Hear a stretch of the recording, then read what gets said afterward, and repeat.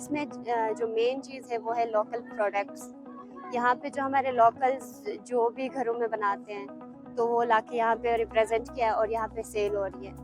और ख़ुद मैं एक जेमस्टोन कटर हूँ और ये कुछ चीज़ें मेरी प्रोडक्शन है और ये मेरा फर्स्ट एग्जीबिशन है कि मैं उसमें पार्टिसिपेट कर रही हूँ।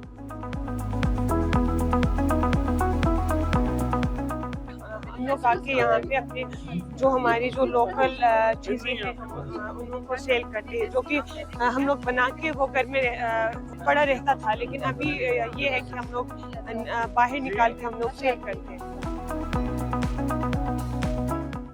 हुंजा आई हूँ और मैं इस्लामाबाद में रहती हूँ और मैं यहाँ आके मुझे आप यकीन करें कि समझ नहीं आ रही कि इतनी खूबसूरत जगह है और यहाँ के लोग जितने अच्छे हैं और जिस तरह से मुझे उन्होंने वेलकम किया और जैसे मिले हैं मैं बहुत मुतासिर हुई हूँ।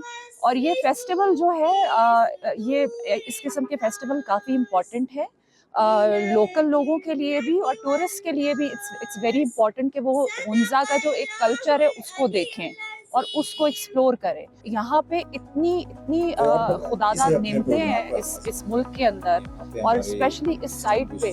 आई थिंक लोगों को और आना चाहिए और लोगों को देखना चाहिए and they should explore the beauty of Pakistan.